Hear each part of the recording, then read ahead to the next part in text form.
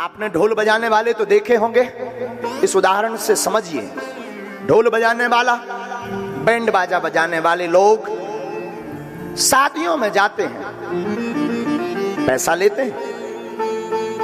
पैसा लेकर के विवाह में बैंड बाजा बजाने के लिए जाते हैं, तो उसमें 8-10 लोगों का ग्रुप होता है। सभी का काम होता है तो सभी बजाते, कोई ऑर्गन प्ले करता है, कोई ढोल ठोकता है, कोई उसमें मंजीरा बजाता है, कोई उसमें कुछ करता, कोई उसमें कुछ करता, लेकिन सब जाते हैं साथ में। उसमें 2 प्रकार के मानसिकता के लोग जाते हैं, एक उसमें प्रसन्न मानसिकता का, एक डिप्रेशन की मानसिकता का। अब जरा बुद्धि में, विवेक में इस कथा को जिसने भर लिया ना, ये जो कथा हम सुना रहे ना, अगर आपने इस कथा को जिंदगी में भर लिया, अपना लिया, तो आप कभी डिप्रेशन में नहीं रहेंगे। सुनिए, 2 मानसिकता के लोग बैंड बजाने वाले जाते हैं। एक मानसिकता, पैसा ले रहा, लेकिन उसकी मानसिकता है कि कितनी जल्दी मैं दरवाजे पर पहुंच जाऊं, कितनी जल्दी ये प्रोग्राम खत्म हो जाए, कितनी जल्दी दूल्हा का तिलक हो जाए, मैं जल्दी से वापस लौट के सो जाऊं। टाइम बराबर लगना है, पर वो जल्दी सोच रहा। और शायद कोई नाचने वाला आ जाए तो दिमाग खराब हो जाता, उसका चिड़चिड़ा पड़ता कि लो 10 मिनट पहले फ्री हो जाना था, अभी ये और ठुमका लगाएगा पीकर। एक ये मानसिकता का व्यक्ति जो डिप्रेशन में रहता है। लेकिन दूसरी मानसिकता का व्यक्ति भी इसी बैंड बाजा बजाने वालों में है, जो सोचता है आज बहुत देर हो गई, कोई नचने वाला नहीं मिला, कोई नागिन बनने वाला नहीं मिला जो नागिन बने, और शायद कोई नाचने वाला आ जाए तो वो और बढ़िया झूम झूम के टूने निकालता है कि ले मैं तेरा पूरा डांस निकाल करके रहूंगा। बैंड बाजा दोनों बजा रहे, रुपया दोनों को मिलना है, दोनों को एक ही समय पर छूटना है, लेकिन एक व्यक्ति को वो है बैंड बाजा बोझ बन रहा, एक व्यक्ति को वो प्रसन्नता बन रही। ऐसे ही जिंदगी है, एक व्यक्ति को बोझ बनती है, एक व्यक्ति को मुस्कुराहट बनती है। तुम हंसना प्रारंभ कर दो, बुरे में भी अच्छाई निकालना प्रारंभ कर दो, कभी टेंशन में नहीं रहोगे। आप टेंशन मुक्त रहेंगे, तनाव मुक्त रहेंगे। और तनाव होने का कारण है, बात को लेकर बैठ जाते हो तुम, ऐसा क्यों किया, मेरा अपमान क्यों किया, मेरा साथ किसी ने क्यों नहीं दिया, मुझे धोखा क्यों दिया। मेरे पागल, ये दुनिया किसी की नहीं है, भगवान राम की भी नहीं हुई, तुम्हारी कब होगी। तुम सोचते हैं महाराज मेरे भाग्य में ही ऐसा घर मिला था, ऐसा भाई क्यों मिल गया, ऐसा पति क्यों मिल गया, ऐसी पत्नी क्यों मिल गई। उस पर मत सोचो मेरे पागल, जो राम जी ने लिखा, जो तुम्हारे भाग्य में था वो मिला, बस तू मुस्कुराना शुरू कर दे। मुस्कुराहट में वो ताकत है कि जिंदगी से मैं बड़े से बड़ा संकट भी तेरे दरवाजे से लौट कर भाग जाएगा।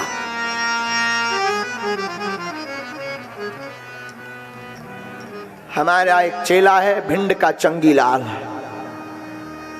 बहुत याद आएगी इसकी, भिंड के चंगीलाल की। वैसे आज तो हम जा रहे हैं, तुम लोग भी कभी भिंड में अगर चंगीलाल मिले तो खबर करना, पता नहीं कहां रहता है, भिंड में रहता है। भिंड में एक चेला है भिंड का चंगीलाल, नई नई शादी हुई, 2 साल ही गुजरे होंगे, रोज इसके घर से हंसी की आवाज जोर जोर से आए। तो पड़ोस में रहता था मंगीलाल, मंगीलाल की शादी को भी 1.5 साल हुआ था, लेकिन रोज रोने की आवाज, कभी लुगाई रोए कभी खुद रोए। तो एक दिन मंगीलाल ने पूछ लिया, मित्र माफ करना, वैसे मैं बहुत दुखी हूं अपनी जिंदगी से, मैं मरना चाह रहा हूं, मैं बहुत तनाव में हूं, बहुत डिप्रेशन में हूं, मैं मरना चाह रहा हूं, पर एक राज पूछना चाहता हूं तुझसे। पूछ। चंगीलाल ने कहा पूछ। मंगीलाल बोला, मेरी जब से शादी हुई है रोज लड़ाई होती है, कभी मैं रोता हूं कभी मेरी घरवाली। बोले क्यों? बोले लड़ते हम दोनों हैं, कभी मैं जीत जाता हूं तो वो रोती है, कभी वो जीत जाती है तो मैं रोता हूं। लेकिन तेरे घर में रोज हंसी की आवाज आती है, रोज मुस्कुराहट की आवाज आती है, रोज ठिठोली की आवाज आती है, बता तू कौन सा प्रोडक्ट उपयोग कर रहा है? आखिर ऐसा क्या है तेरे घर में, कौन सा अनुष्ठान बैठा रखा है तो तेरे घर में एकदम हंसी का फुब्बारा निकल रहा है? चंगीलाल भी भिंड का आदमी मुस्कुरा करके बोला, मित्र सच बोलूं दिल की बात तो लड़ाई तो मेरे घर में भी रोज होती है, और बोले पिटाई भी होती है। तो मंगीलाल चौंक गया, पीटता कौन है? घरवाली मुन्नी बाई। फिर ये हंसी कैसी? बोले हंसी के बहाने हैं, निशाना अगर उसका ठीक वो फेंक कर कभी बर्तन, कभी गिलास, कभी वो चमीटा फेंक कर मारती है, निशाना ठीक लग जाए तो वो हंसती है, निशाना चूक जाए तो मैं हंसता हूं।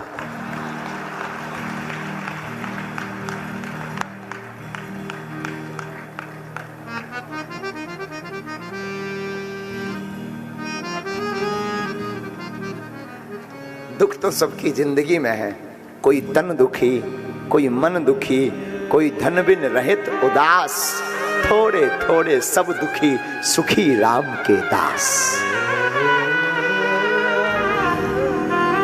जो राम का होता, जो गुरु का होता, जो बुद्ध का होता, जो हमारे हनुमान जी का होता, वो दुखी नहीं होता, वो तो दुख में भी हंसने का मौका ढूंढ लेता है। और हनुमान कथा कहने का सिर्फ यही कारण है, एक कारण। लंका में हमारे श्री हनुमान जी,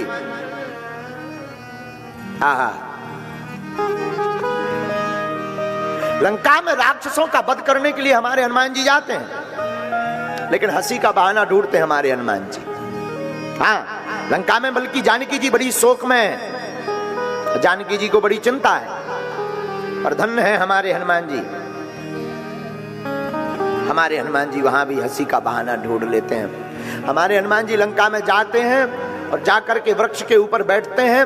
वृक्ष के ऊपर बैठते हैं, कछु मारस कछु मर्दस कछु मिलयस धर धूर। जब राक्षस मारने के लिए आते हैं तो हनुमान जी कुछ को तो मारते हैं, कुछ को रगड़ते हैं, कुछ को अपने हाथों में रगड़ते हैं, फिर बड़ा जोर जोर से हंसते हैं हनुमान जी। बोले भैया लंका में जरूर है पर हंसना नहीं छोड़ना है। भागवत पढ़िए तो भागवत में भगवान मुस्कुराना नहीं छोड़ते। आप भी अपनी जिंदगी में एक बात याद रख लीजिए, परिस्थिति कुछ भी हो, संकट कितना भी बड़ा हो, हंसने का बहाना ढूंढते रहिए, संकट अपने आप किनारा काट के भाग जाएगा। तो गोस्वामी तुलसीदास जी मुड़ गए तो मुड़ गए, आंखों में भगवान के दर्शन की प्यास, अखियां हरि दर्शन की प्यासी, अखियां हरि दर्शन की प्यासी, अखियां हरि दर्शन की प्यासी, अखियां हरि दर्शन की प्यासी, निसी दिन रहते उदासी, हाँ निस दिन रहते उदासी, अखियां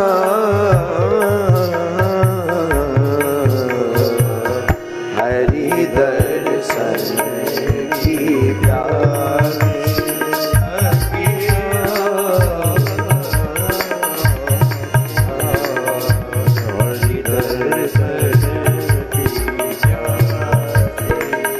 देखन चाहत कमल नयन सो, देखन चाहत कमल नयन सो, देखन चाहत कमल नयन सो, देखन चाहत कमल नयन को, निस दिन रात उदास,